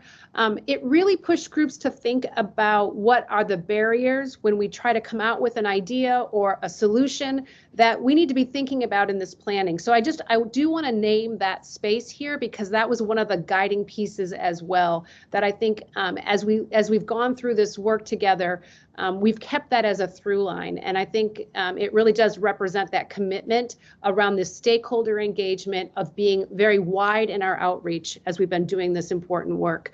So again, the foundations, overarching themes, emerging strategies. Let me walk you through those. Go to the next slide, please. So the foundations, health and safety, first and foremost. We've talked a lot about the incredible work that City Schools has done to keep our buildings and our students safe to be able to return to in-person learning. We will continue to do that. We have, again, a lot of those health and safety protocols that are being updated as we get new information from state and local guidance. We continue to think about our facilities and making sure we have buildings that are safe with all of the work that's been done to prioritize good, healthy facilities for all of these district initiatives. So again, those things continue to be the foundations for our recovery. Next slide, please. We also think about all of the important work around technology. And again, as we come back to school, we certainly don't want to go back to where we were before the pandemic. We've made huge strides in the technology opportunities for our students, for our families, for our educators. So we will continue to prioritize that as a foundation to make sure there's access, connectivity, and support. And I think that's the key thing here around our technology commitments. Next slide, please. So some of the overarching pieces. So we're going to talk about these, and again, in all of our engagement work, we've been talking about it and getting feedback. So this notion of personalized learning, really looking at students as individual, as they come back into our schools for in-person learning. We want to make sure we're meeting them where they are as individuals. We want to make sure we are thinking about their unique needs and how we are building a student learning plan that really does capture their academic pieces, but also their social and emotional pieces, their interests, their areas of strengths, their areas that they need to work on, and to have these plans ready by the end of the first quarter. We'll use our assessments that we already have in place to get at what gaps might be there, but we also want to do those qualitative pieces, those conversations, those wellness checks to really make sure that we are being very responsive to the individual needs. So again, we're really excited about the personalized learning work that's really emerging as an overarching theme. Next slide, please. So accelerated learning, been talking a lot about this one, and I think what I want to say today is that the work around acceleration is a forward-thinking mindset. It's thinking about how we're going to help students who may have experienced learning loss or who may have unfinished learning, how we're going to have a forward approach for how to support them. So if we think of that fourth grader who may not have gotten all of the third grade learning, we know we can't go back and just remediate and give them all that third grade learning. They're fourth graders now. So what we need to do is identify the most critical things that they missed in third grade to help them access fourth grade. Now, it sounds simple, right? You just go back and teach those couple of things to get them ready for the next fourth grade lesson. But it has huge implications for how we support students, how we make sure we have good diagnostic tools that help us know what they need, what was missing for them. And then we have to think about how we're going to reimagine our daily schedule so that we have time for small group teaching, so that when we're using that small group time, we're getting those students ready for the next learning that's coming up next week. So these are big shifts for how we approach pedagogy. It's important that we think about what standards are most important, what lessons are most important, and determine what are those important prerequisite skills, those things they have to know in order to hit that next lesson that's coming up next week. So again, we're doing a lot of work in the planning phase right now, and it's exciting work, it's challenging work, and it's the right work. So very excited that this is an overarching theme for us. Next slide, please. I'm going to skip this one now, but basically this is just walks through what I was just sharing. So in service of personalized learning, in service of accelerated learning, we have to look at time and we have to look at schedules. So again, when we were with you a few weeks ago, a couple months ago, talking about the school calendar and how the school calendar looks very similar as in years past, what will look different is how we use the time within our calendar, how we look at the schedules to provide more time for these small groups, and in some cases, thinking about where we need more time to work with students who have particular needs or who are showing us that their learning gaps require more time. So that expanded learning time is, again, a space that we are developing, not for every student, and this goes back to this piece around really having an equity lens, but determining who needs this support and how we're going to use those supports strategically. Next slide, please. When we think about culture and climate, we know that when children come back into buildings, we need to have a relationship-centered space, a place where students feel welcomed, where there's a vibrant environment, where they really know that they are in a space where they can learn and feel safe and thrive.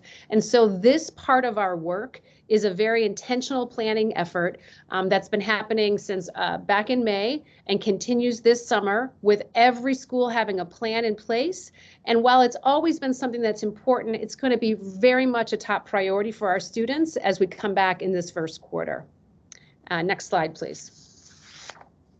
And then the final overarching theme that's come our way, not surprising, as we think about reimagining and coming back with this experience of having students with unfinished learning, professional development, supporting our educators so that they are ready to help students is a top priority for us.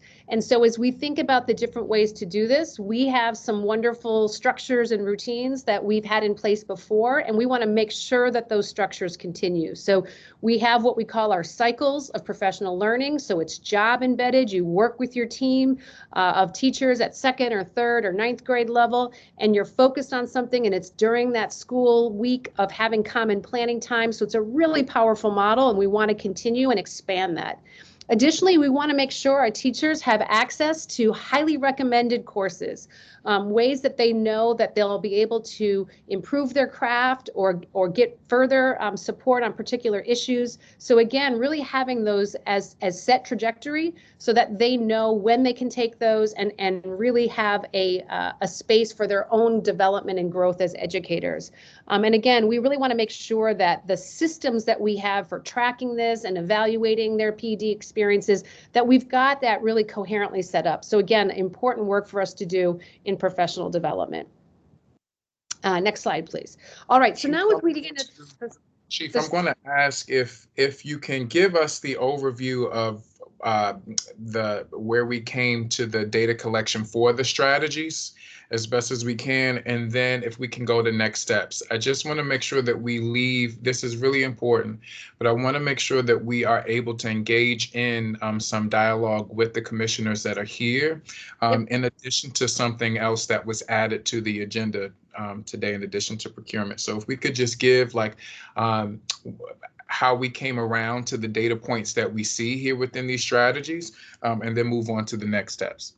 Sure. So for that, do you want me just to sort of call out where these data points, where we heard in our first round of input, where the priorities, again, on the left side of the slide, it shows where students, where principals and assistant principals, where teachers and school-based staff and families, where they landed on what was most important. So I think for literacy and math, what I want folks to notice is that personalized learning rose to the top of importance. So all of our stakeholder groups and all of those engagement sessions, they landed in a very similar space around personalized learning and enhanced time, which we also, as we looked at it, was about longer time or more time. So that's, I think, a key thing. Now, similarly, if you go to the next slide for math, you'll see a similar space for that too. So personalized learning, again, right up to the top, and extended day. So I think that's really important to call that out as those are things that are really bubbling up for us. All right, so do you want me, I'm going to skip these for now then and just go to the data input. Is that the best strategy here? Yes. Perfect. All right, so let's look at secondary innovation.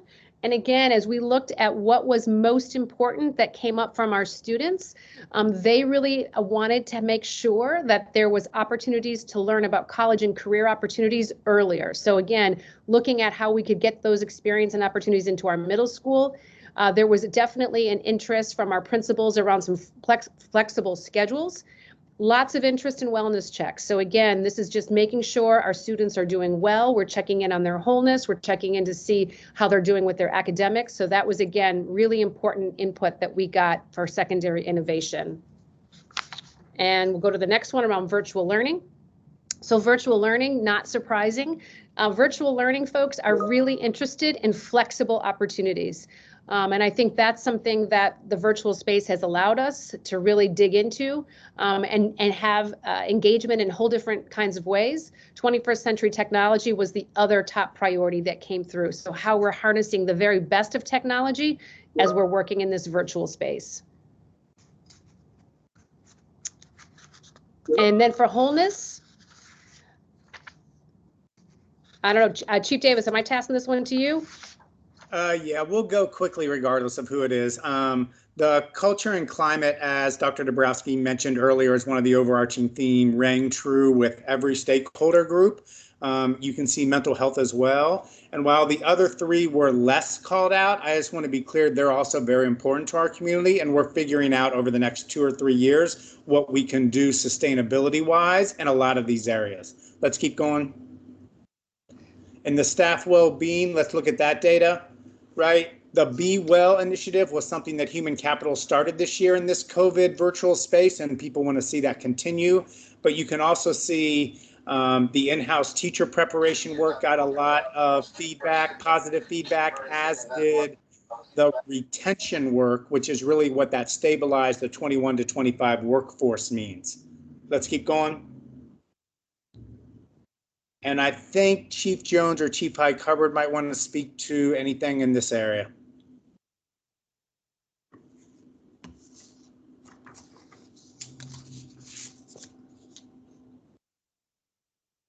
Just want to add here, we didn't collect feedback in May for these. We collected it in June, so we don't have that data yet. But we did, these are the areas of focus we put out for the groups to give feedback in June. Again, we didn't collect feedback in May because we already had the 40,000 some odd touch points for when we started the work. So go to the next slide, please. I think this is you, Chief Davis. And again, right, this is what is coming up next. Once we have the plan, right, we're going to end up really continuing to then say, this is what we're going to do, and we have to communicate that out. But the truth of the matter is that summer planning and alignment stage is really what we are beginning to focus more and more on. As you heard Dr. Dabrowski talk about some of the overarching themes, right? We've got to get those aligned together so that they're not just discrete parts, but that school leaders and teachers can understand them. So that's kind of what's up next. And thank you, Commissioner McFadden, for pushing us so that we can get to some questions here at the end.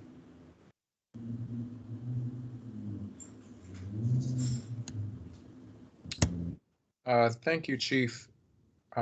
Dave, thank you, all of the chiefs, everyone that is here. And can you just keep up for a second? Can you keep up slide 43?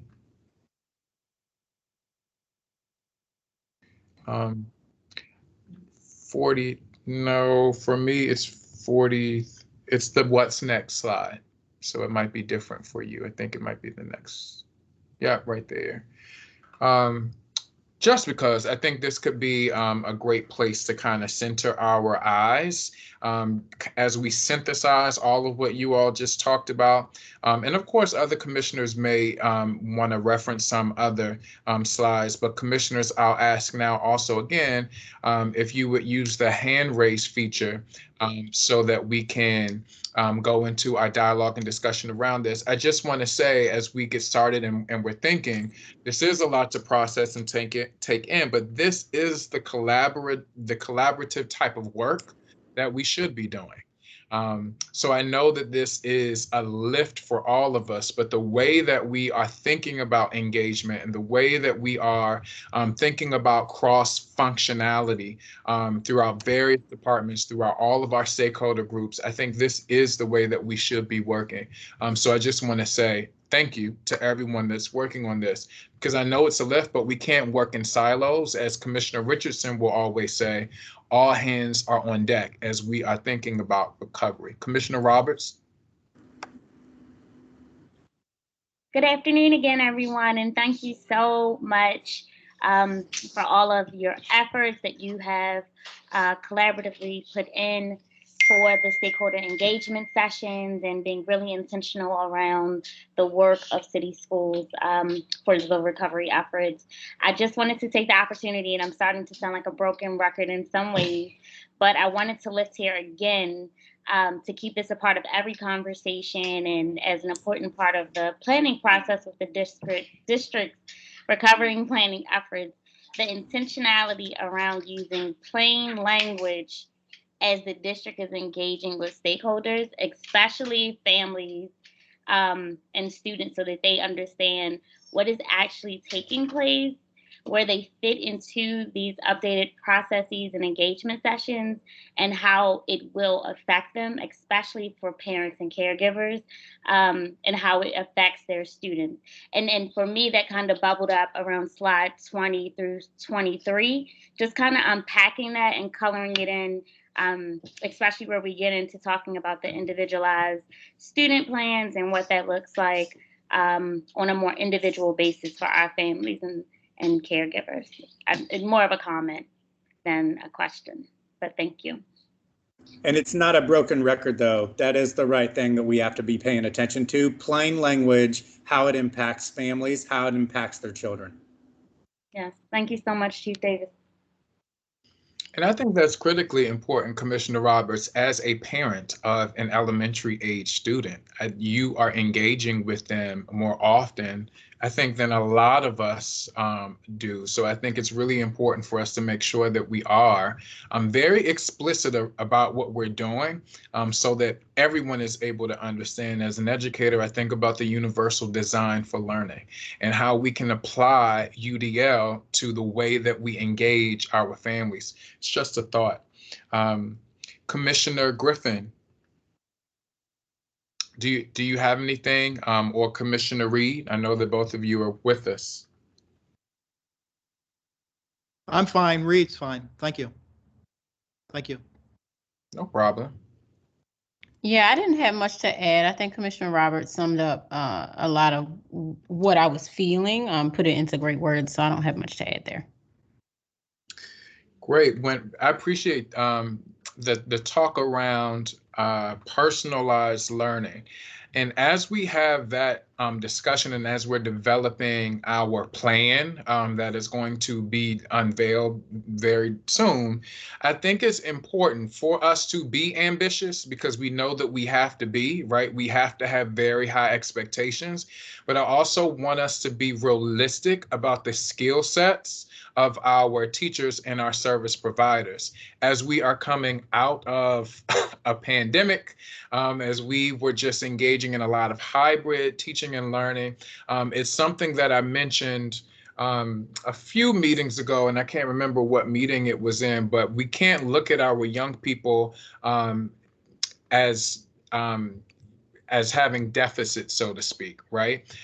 There was just a lot of time that our young people were not in school as they knew it. They were abruptly rooted from that. And so were teachers, so were parents, so were service providers.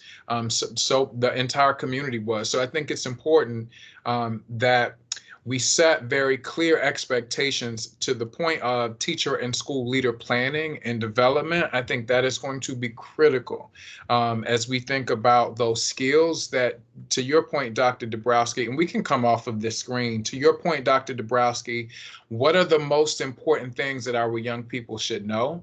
And then how do we figure out a way to embed those things throughout the course of the year without taking the focus away from grade level content? I think that's really important to highlight.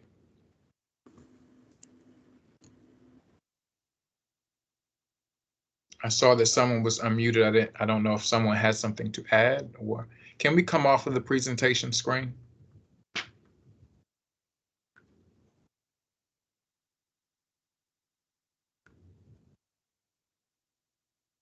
Yeah, that's helpful.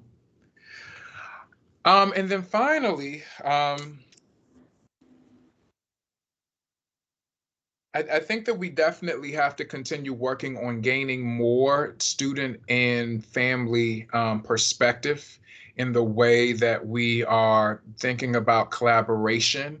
I think that's critically important. I know that you all, you're saying that you're working on that, but that is really important for the board. And I think that we should figure out some ways to, I guess, dialogue or bring in other partners or something to just help us do better about really getting more of the perspective from students and from their families. I think that's really important as we continue to move in this vein of collaboration. And then finally, this is the final piece. And Chief High Hubbard, I appreciate you mentioning those additional student responses that we are getting. That's really important to raise up for the board as a whole in general, in addition to what Commissioner Griffin has asked and how that information is disaggregated, so we know who's asking for what and who has what particular needs, because we do serve a very diverse community here in Baltimore City. So I think that's important. When we think about wholeness, I like how you all put it in the, go ahead, Chief. I was just going to offer that it was optional. So we asked for students to indicate their school and their race and age and that kind of thing. And it was optional for them to do that. So we will be able to disaggregate some of that, but it also and families too. And interestingly enough, not all of them put it on there for whatever reason, you know, so we do have some of that data, but we're going to do it differently. And I just want to reiterate, based on your point about the families and students, it's a new day for us, right? Like the IELDs were so excited about talking to families and having that connection. And they said, we should do that for kids too. Like we're evolving in the way that we do this work. And this was a first attempt at being able to be more collaborative, more transparent, and also more inclusive as we do this work. So it won't stop. We might iterate and make sure it's stronger or get more outreach and that kind of thing, but it's just a new day for us. And I just want to thank you for acknowledging that and just say that we're going to keep on pushing forward. And the partners we engaged got us to the student numbers in a really robust way. So I appreciate that. I know this level of engagement is not happening in other school systems. I know it. I know it personally. I know it firsthand. And you can take that however you choose, but I know that it's not happening, right? So I think that we are onto something. We just have to keep building on it. My final point, and when we think about the 3 R's, I like how you put fine arts and athletics into wholeness. That's nice. As a fine arts teacher, I know that the arts, highly synthesized content areas, right? Physical education, highly synthesized content areas. I think those things are really important. Those content areas are really important, especially as we're thinking about engagement. And so one thing I was just having a conversation about with 2 of my teacher colleagues yesterday on the holiday was about our young people having to now shift back into, and maybe Commissioner Roberts too, I mentioned this, having to shift back into a 7.5 hour day, right? Where they are not necessarily in their beds or they don't have their devices in their living rooms and we're moving back into these highly structured days. And so, yes, teachers are going to be tasked with, building foundational skills in addition to accelerating and focusing on grade level content. They're going to be laser focused. I get that. And the social emotional piece is it's hugely important. But I don't hear enough about fine arts. I don't hear enough about fine arts, just in the way that we plan and the way that we move forward. I don't hear enough about athletics. And I think that those areas are critically important, as a lot of our students have missed out on those particular courses, content areas, activities. They've missed out on a lot of it, generally in what they've known them to be.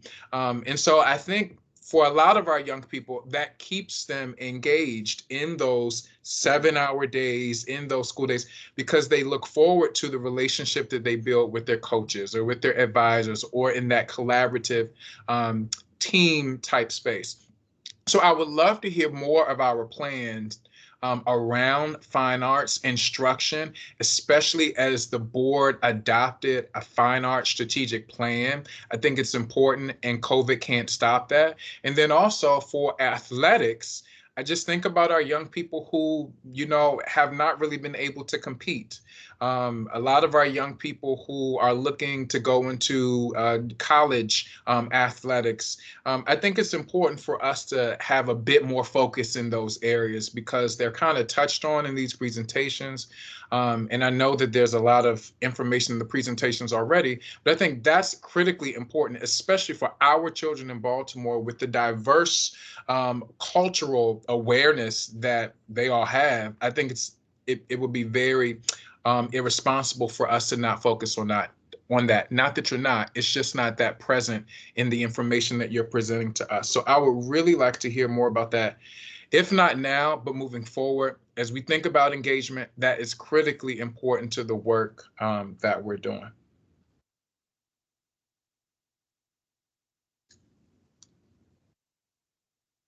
And then finally, real finally this time, it would be nice to see those strategies that we are employing, and I guess within the overall plan, how they attach to board priorities, right? So you have the priorities that are listed and the strategies that you'll be using based on the feedback that you receive. How do those align to the board priorities that the community helped us to create as we move forward for the next several years? I think it's important for us to see those and the alignment. And I know that this is recovery, right? But it's still broader. We're not, the work that we're doing over the next year, 2 years, 3 years is not just to recover from COVID, but it's this longer term strategy and making sure that our young people are exposed to high quality teaching and learning and whole experiences.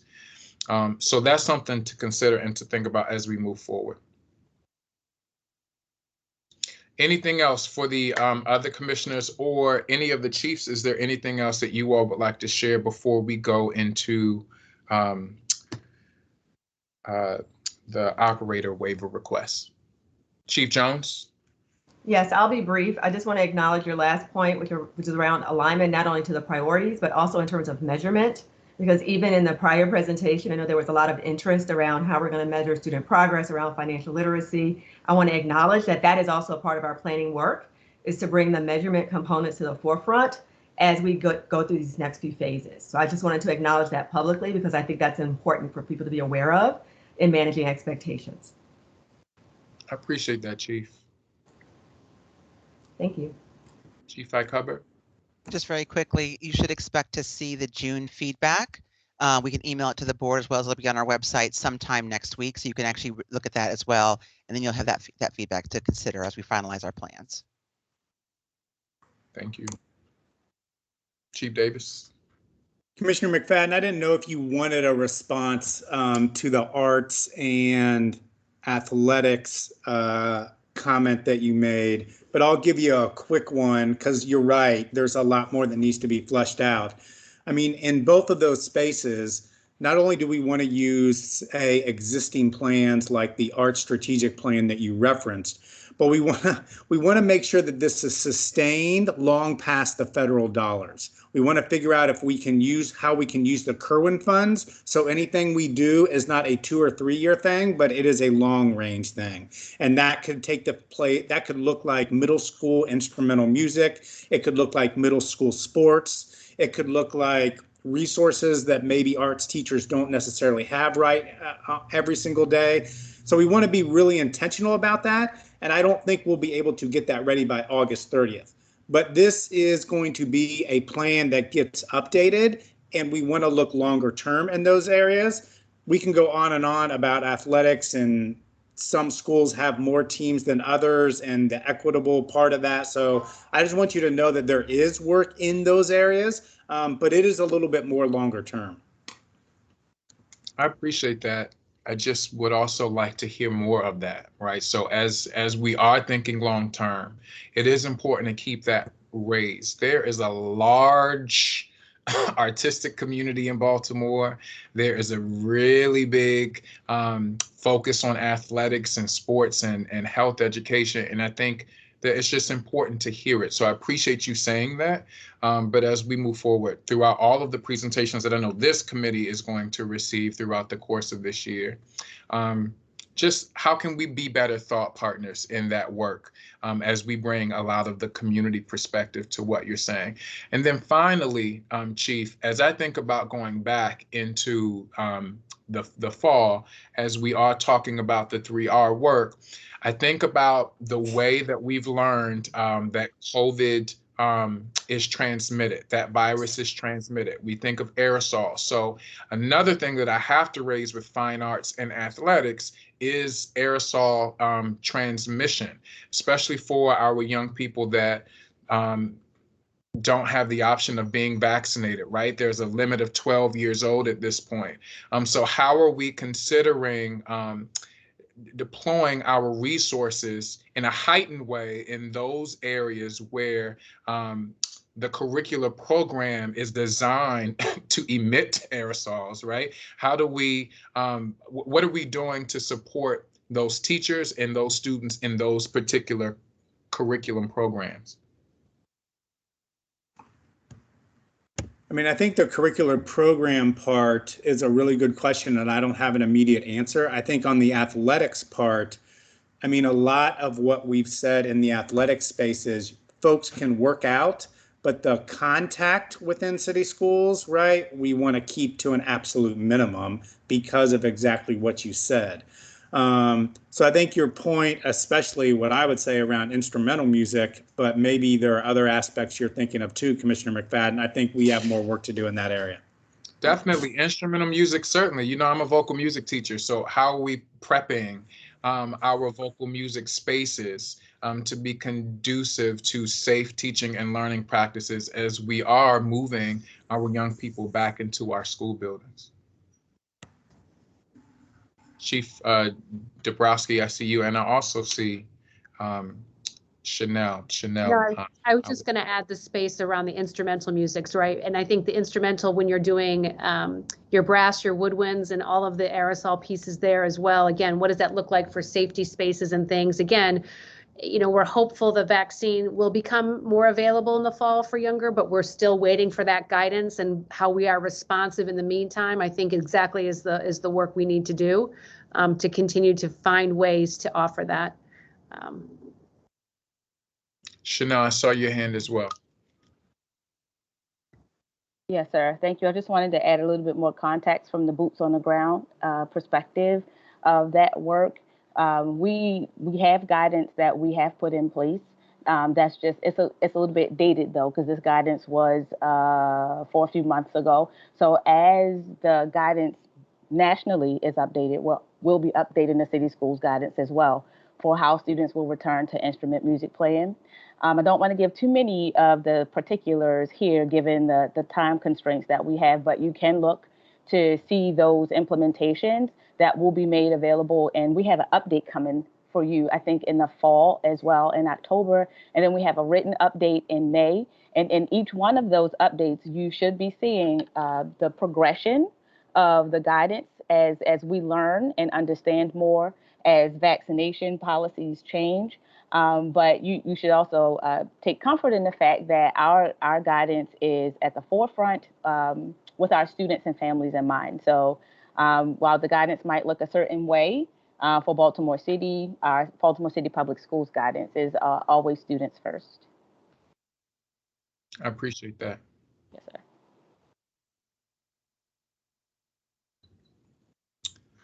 I see some additional hands, but I know that we do need to, we've got 2 additional things that we have to do before 5:30. I see, I'm not sure who Chanel Jenkins Marchionnet is, and I see Chief Hike Hubbard. Chief, go ahead. Just very quickly, there's a question in the chat about continuing to get feedback, and Teresa put an email address, but I just want to mention that we are going to collect feedback throughout next school year as well, so we can reiterate and do things differently. If things aren't working, we're giving ourselves the flexibility to do that. So we will continue next school year to collect feedback, so folks should know that this isn't a one and done thing. While we have a plan, we will keep iterating through. And I think Chanel is Cleo's interim right now while Cleo is out on maternity leave and probably wanted to respond to the health and safety question that you had. Okay, go ahead. Thank you, Chief. Hi, Hubbard. Hi, Commissioner. This is Chanel. Yes, like she stated, I am filling in for Cleo. I did want to provide some context and just update everyone regarding the work that is happening on the ground with the COVID vaccinations for students. We currently have vaccinated almost over 200 individuals with COVID clinics that are on site at city schools. We are looking to continue those initiatives through the summer and into the fall. So I just wanted to let you know that that is something that is actively happening. We've partnered with Johns Hopkins University, the University of Maryland, and the Baltimore City Health Department to make these clinics happen across our schools. We're working with the real estate office to get permitting for these clinics, and we're hoping that they will continue as reoccurring sites throughout the school year so families can come to their home school to receive the vaccine, and also looking at ways that we can branch that more openly to provide all immunizations for students, understanding that that is also important in order for students to be compliant to come back in person. So I just wanted to give everyone on the call an update to let you know that those things are happening, and we are very active in our intention to get all of our kids vaccinated before the fall. Thank you for that.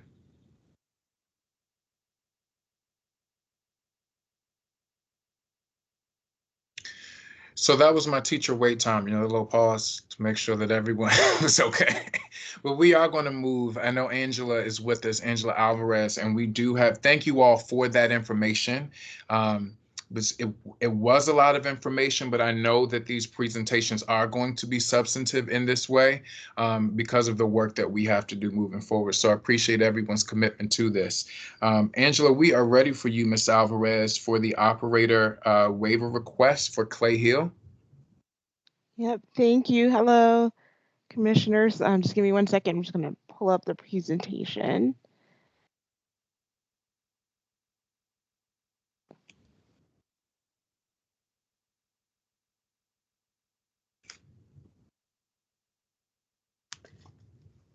I'm having a hard time.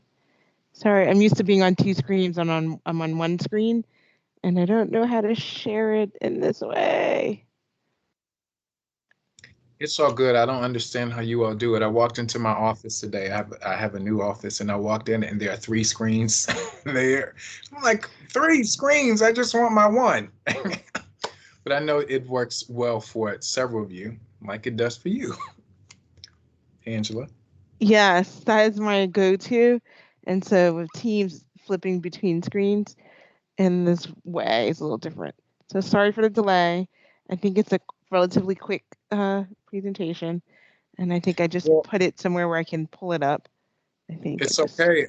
Is someone else able to, Christian, or anyone else with us? Are you able to pull it up for her? I don't have the original PowerPoints. It's not what we see in board docs?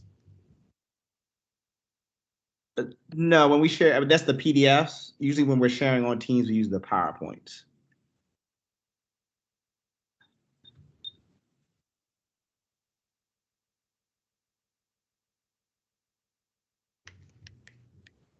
Let's But can you share the PDF though, Christian? That's fine. Oh. That should work still. Okay, give me 1 moment. I need to pull it up on my end. All right, thank you. Sorry about that. I'm in a different location at the moment, so I don't have my double screen. And I thought it would just be easy, and it wasn't.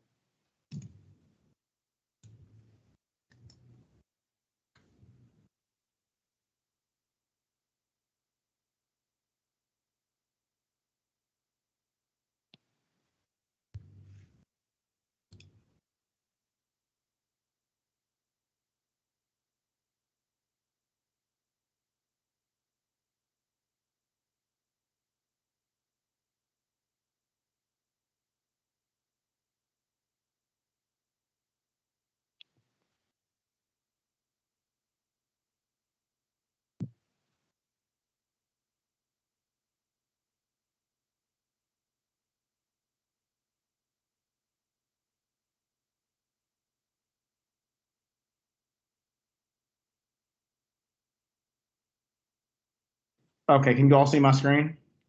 Yes. Oh, there we go. Okay. Thank you so much.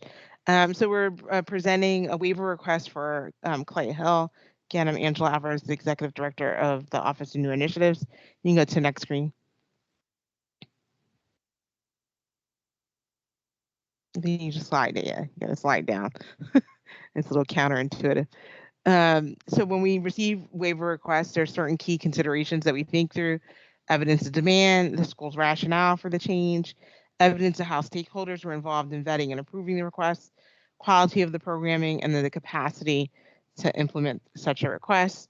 It goes through a formal review process. In this case, this is tied to the original charter application. So it went through that first phase of the process. We will look at the request to make sure it meets established guidelines. If there are questions, we reach this iterative process where you can go back and forth with the operator making the request to make sure we have all the needed materials. We then vet it with key departments and stakeholders.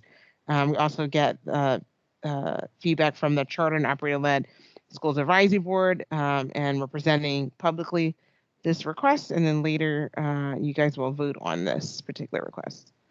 You can go to the next slide. And so this is for alternative calendar.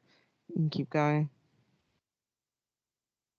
And so this is for Clay Hill Public Charter School, which is our newest charter school to be opening. It opens this fall in 2021. It had originally been scheduled to open in 2020, but was delayed due to some issues with the facility and the pandemic. The combination of those things resulted in a delay, but we're on track. Everything is moving smoothly. Part of their original application, as I said before, was a request for alternative calendar, and it's to have an early release as a part of their official calendar on alternating Wednesdays. And this is part of their professional development plan. So it's to ensure that they can do the professional development in the same way as their sister school. Remember, this is a replication of Patterson Park Public Charter School. And so that early release on Wednesdays for students is part of ensuring that they can do that PD with staff during those days. Their experience, obviously, in implementing and using this time wisely, as evidenced by their sister school, and they, receive community support for the replication. So this is kind of part and parcel of that. And this has been vetted with transportation, food services, special education, academics, our school's office, and the scheduling team. Go to the next. So I did that really fast. It's a quick presentation. We're a bit out of cycle, just to be transparent with members of the public. We would have normally brought this with the other waivers. With the delay, it's sort of my fault. We have, once it's approved, there's a different process for just making sure that the calendars align. And this sort of got mixed into that process instead of, we forgot we still needed to actually get the approval to have this different calendar as part of the calendar. So that's why we're a little bit out of cycle, but we're trying to make sure we're addressing that now by bringing it now at this time. So the board will vote on this at the July 27th meeting. We're bringing it to the advisory board for their recommendation this Thursday. And so that's kind of where we are on next steps. So I ran through it pretty quickly. Let me know what your questions are, if you have any. Thank you, Ms. Alvarez. Thank you, Angela. What is there, as this is coming to us now, are there any implications that we need to be aware of with it coming to us now versus when the other waivers were brought to the board? No, they're all different. So that's the thing about waivers. They can be about literally anything. And each process is a little different depending on what the waiver request is and what the board policy says about who's the authority or the final say on a particular waiver. And so we tried to bundle them, even though they could be about different topics at a point in time of the year. But, they're just hiring staff now. Like, this really impacts the school year. So the approval in July is like plenty of time, to move forward. So there's not any major impacts from having it out of cycle. Okay. Commissioner Griffin, I saw you appear. You have a question or a clarifying thought? No, just wanted to make sure I was on camera. Commissioner, go ahead, Commissioner Roberts. Ms. Alvarez, I just wanted to ask as a more of a clarifying question for early dismissal, their school day would end completely, or would that transition to asynchronous learning? And I'm asking because as we're transitioning from periods of early dismissals that transition into asynchronous learning, that bubbles up for me, just so it's clarity, as you know, Mom had.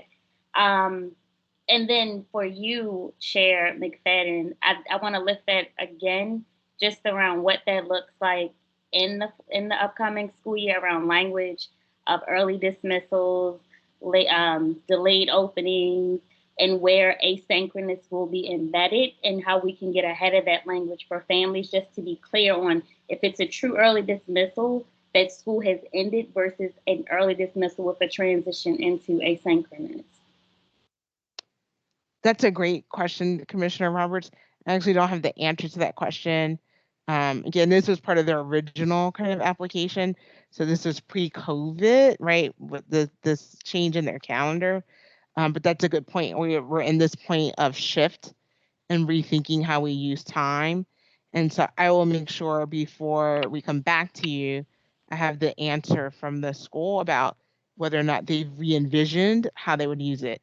I think originally, the original plan and what's in their application and the way they contemplate it was a true early dismissal, right? But all of our schools are also, just like how you saw the plan for traditional schools around what recovery looks like, our charter schools are doing similar work and rethinking that.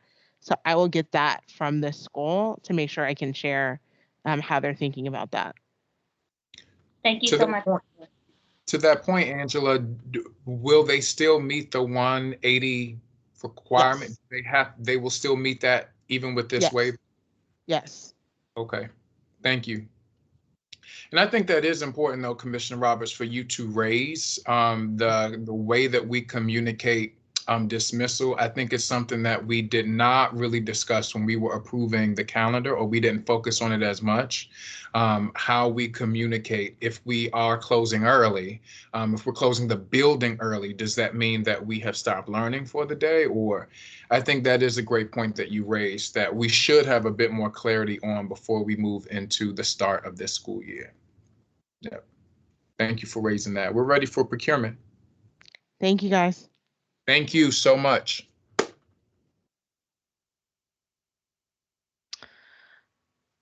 Good afternoon. We have one item on the agenda today, and it is the community schools contract for the upcoming school year. This is a piggyback contract on the Family League of Baltimore's contract with the community school providers. So the contract would start July 1st, 2021 through June 30th, 2022 for a total contract amount of $4,387,000. The breakdown by provider is in the chart included in the board letter, so you can see kind of the details of how different providers make up that total amount. And please let me know if you have any questions.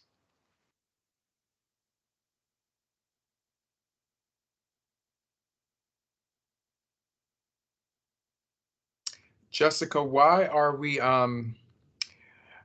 could you explain why we wouldn't see this as multi-year? Why is it just for a year? So I'm gonna, Chief Hike Hubbard is here, and she could talk a little bit about the strategy and the thinking around this approach for this upcoming school year versus longer term. Yep, thank you for the question. So we had an original 2-year agreement with our partners to operate the community school strategy. And then we promised we would come back and offer a separate RFP so that new partners could come in, because as we know, we're going to keep growing the strategy and adding more schools and that kind of thing, right? So we only added just a few new schools this year. So we decided to extend this for 1 more year until we do a whole new full RFP for lead agencies across the city. And then that'll be a multi-year contract, right? So this is a renewal, if you will, for 1 year. And then we'll have an RFP that actually will start this fall and be a really robust process where new agencies can come on. Folks will be clear about the process and have a long timeline to add it so that for next school year, you'll see something in the spring for us to then go forward for next school year for July 1st start. And these partners have that understanding. Yes. Okay. Yeah, so they know this 1 year extension is on their 2 years that they've already had. And then we'll be able to, they'll not have to reapply for future another 3 year or so or 5 year contract. All that procurement, tell me how far I can go with the contract. I got it. I appreciate it. Mm-hmm. In the board letter, I definitely would like, I don't know where it can be. I don't know if it should be in the request of the board or selection methodology, but how do we link these type of requests to board priorities? I think we've got to be clear about that in these letters as we've been asking over the multiple committee meetings and board meetings that we've been having. That is really critical for not only the board to see the alignment, but also for the community to see the way that what we purchase and what we're prioritizing as far as financial resources are concerned, how they directly align to board priorities, and then ultimately, how are they supporting student outcomes and improved student outcomes. So as a result of this, we intend to be better because of it, if that makes sense. It does. Ultimately, Chief and Jessica, be added the next time it comes to the board, maybe for not renewal, but when it comes back, we'll be able to use some of that information, right? We attached it to this priority and we saw these outcomes, and we can attach that to the evidence of effectiveness also. So I just thank you for the comments and the feedback. That's something that we're looking at. The board letter process actually backs us up a bit. So some of the board letters that you'll be seeing over the next few cycles were submitted, but prior to some of these comments. And so we're working through that whole process piece. I do want to take this as an opportunity to plug the How to Do Business with City Schools session that's happening on Thursday at noon for ESSA level of effectiveness. This will be the 4th in the series. We've done 3 others, and we're working on getting those videos up for everyone. But to your point about being able to tie that to student outcomes, we are doing that training for partners and vendors on Thursday, and it will ultimately be available on the website as well for future use and reference. I appreciate that. Can I Are just we add adding to that, to Commissioner? social media, Chief?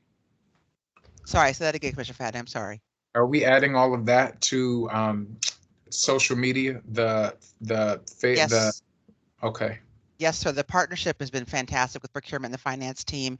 We actually met with Jessica a while ago and said our partners just don't know how to get engaged with city schools, MOUs, contracts, vendors, et cetera. So we partnered together. They developed the series. We recruited the partners. And this is a 4-part series that we're going to offer twice a year moving forward so folks can really understand how to engage and be part of city schools process. So we're really excited about the partnership to be able to do this and be more transparent. I appreciate that. There's a question about where the meeting is. It's actually virtual, so it's a link that you can sign into. And if you, here, let me give you my email address and I'll make sure that you get the link. Thank you, Jessica. And is there something already posted to the website? Can we also perhaps put that in the chat if it's not?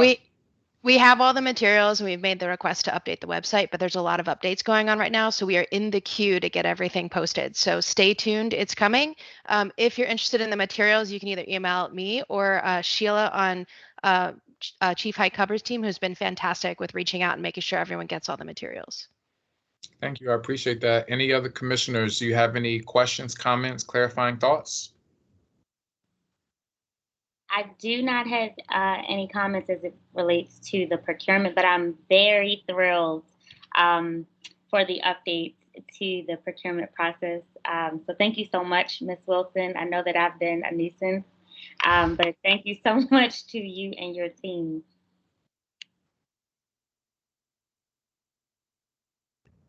Nope, nothing from me. Chief I Covered, I see your hand again. Yep, just quickly, I want to share that we do have a board report coming up soon on community schools. So you will actually see the metrics and what we've been doing to collect feedback on how it's impacting student outcomes. And we'll be sure to align that report with you along with the board priorities as well. So that is coming up. I looked at the board calendar. It's due in a few weeks or something. So coming. I appreciate that. And I think a part of the reason the ask is for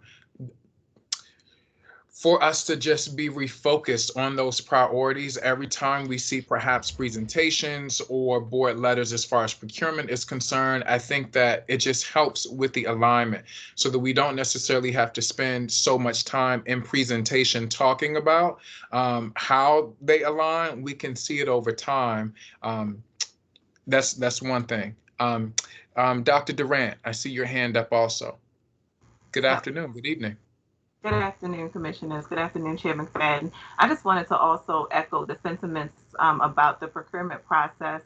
So I think we could easily downplay the work that Jessica Wilson and her team have done in alignment with Chief Hyde Hubbard's team. So this cross-functional approach that we're trying to use in the organization, that new process, those sessions that Jessica and her team are hosting really also has to do with feedback that we got from community members and partners who said, you know, we don't know how to navigate these systems. And for us, that raises an issue of equity in terms of access. And so if you recall from the policy, you know, we talked specifically about making sure that organizations that were closest to those that we serve had access. And so this, what you see in terms of the new process and some of the engagement sessions is really a manifestation of our attempting to be responsive to the needs of those individuals who want to partner with us. So I wanted to just share that for commissioners knowing. I really appreciate you raising that, Dr. Durant. And by no means do I want to take away from that. I definitely think that this is critically important. And Ms. Wilson, Jessica, you are doing a great job with the work that you're leading. And we know it in the meetings that we've been having, and we're starting to see it. It's just, for me, when I see these letters after a lot of the discussion that we've been having, it bubbled that for me, which is why I brought that up. But I certainly appreciate that work. And I look forward to seeing if this partner, I hope it won't be the last time that an info session like this is going to happen as the one is going to happen on Thursday, because I think that's critically important, especially Chief Hyde Hubbard, to what you were mentioning around the RFP going out for community schools, again, this program and partners. So I think it's really important to keep it raised. And I appreciate you all raising that for the board. I think that's something that the full board needs to know. So I'll be sure to share that with them when I report back to them. Yep, and it will be happening twice annually, Commissioner McFadden, so that those who didn't get it can come back in. It'll also be video as well. And I just want to add, we're also hosting quarterly partner convenings as well, just to share information and to create two-way communication between us and our partners in addition to these sessions. It's really great. Thank you. Anything else from my colleagues, my board colleagues?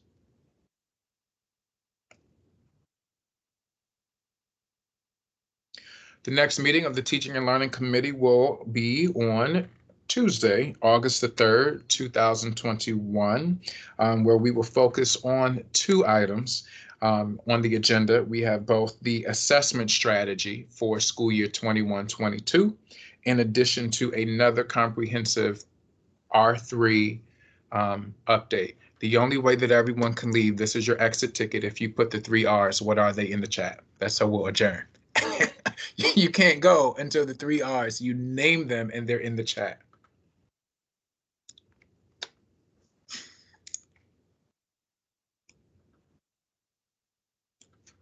I'm not going first. I'm waiting for I'm others. not going first either. It looks like folks want to be time. at this meeting with me. Wait time.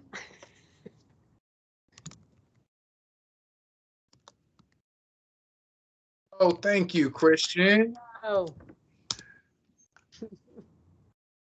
Thank you, everyone, for putting those there. Look at that. That's all I wanted. Folks, please have a safe, happy It's a lot of them. That's right. And we got to own this, right? And especially as commissioners, as we're in the community, when folks are asking a lot of what the focus is, we've got to be able to talk about this just as well as everyone else is able to. Folks, have a great evening. To my board colleagues, I will see you all soon for a special meeting that we're going to have that starts at 6. But everyone, do your best to be balanced, stay safe, stay healthy, and we will see you next time. Have a great evening, everyone.